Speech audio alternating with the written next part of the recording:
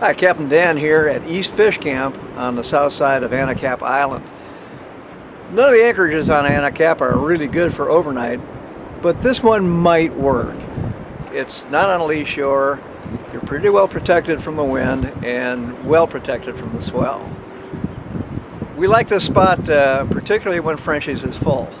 So come out and sail with us one of these days and say hi when you see Sancerre or Wiley. Approaching East Fish Camp from either Ventura or Santa Cruz Island, you'll sail down most of the south side of the island, passing the opening at Frenchie's Cove, and then you will spot the enormous headland, which is shown as a 325 peak on this chart. You'll get in closer, and that will become obvious exactly where you are. We've just passed Cat Rock, and this is the little inlet that goes over to Frenchie's. We'll travel on down the coast here and show you a little bit more of it, and just circle the camera, and there is the bluff that is the protection for East Fish Camp.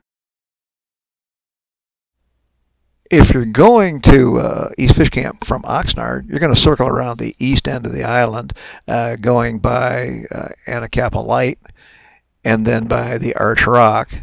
Pretty spectacular. You'll see the bluff ahead again from the opposite direction. We're going to show you that in just a second. And that is taken from the Anacapa Light end of the island.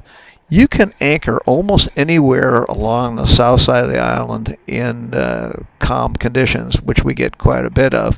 If it's blowing more than about 10 knots, you'll probably want to go all the way in the East Fish Camp. And there it is. We're looking at the spot about halfway along that parallel wall. On the way down, you're going to see a lot of wildlife. You'll always see sea lions, and in the springtime, you'll see lots of baby sea lions. So continuing down to East Fish Camp, what we're going to do, what we're looking for, are those two drying areas. You can see that there are some isolated rocks fairly close to the island. Since we only use this for a day anchorage, we're fairly comfortable going in and close. If you're doing it overnight, you'd have to stand out a bit and expose yourself a little bit more to wind and swell. No matter whether you approach from the east or the west, this is your final approach into the island. That's the 325 peak. There's a drying area. And right about here is where we like to drop the hook between the two drying areas.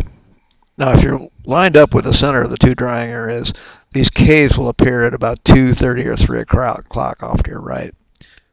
You'll be dropping your hook in 30 to 35 feet of water. We generally put out 5 to 1 with all chain. And once you're settled in, you may want to go kayaking. That's the opening between the two islands. It's very treacherous, even in kayaks. And of course, you can't go through there in any boat of any sort of size with more than a draft of 6 inches or so.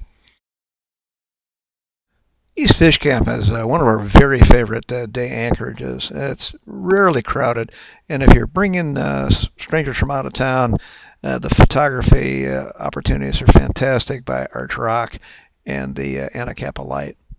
Well, if you've got any questions, give me a call, Captain Dan, 805-750-7828. See you on the water.